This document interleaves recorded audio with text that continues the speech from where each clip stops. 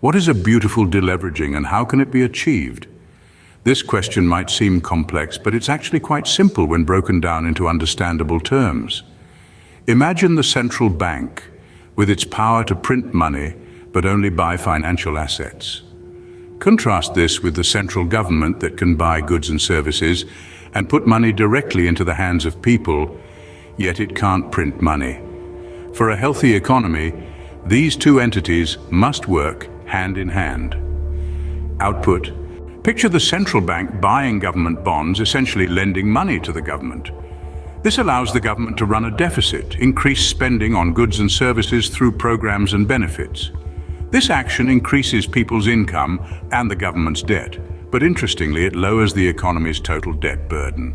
Now envision a tightrope walker representing our policymakers. They must delicately balance the four ways that debt burdens are reduced. They need to ensure that deflationary methods are in harmony with the inflationary ones to maintain stability. If balanced correctly, this can result in a beautiful deleveraging. So what makes a deleveraging beautiful? It's handling a difficult situation in the best possible way, more beautiful than the debt-fueled, unbalanced excesses of the leveraging phase. In a beautiful deleveraging, debts decline relative to income, real economic growth is positive, and inflation isn't a problem. It is all about having the right balance.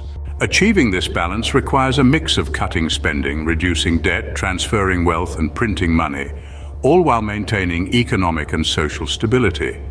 A common concern is whether printing money will raise inflation.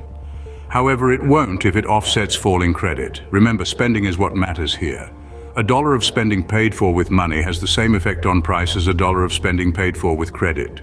To initiate a turnaround, the central bank must not only stimulate income growth, but also get the rate of income growth higher than the interest rate on the accumulated debt. This simply means that income must grow faster than debt. But be warned, printing money can easily be abused. It's tempting because it's so easy to do and people prefer it to the alternatives. The trick is to avoid printing too much money and causing unacceptably high inflation. If policymakers achieve the right balance, a deleveraging isn't so dramatic. Growth is slow, but debt burdens go down. That's a beautiful deleveraging. As incomes begin to rise, borrowers appear more creditworthy.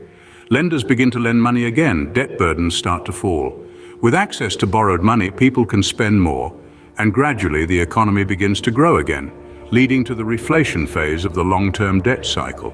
This is the essence of a beautiful deleveraging.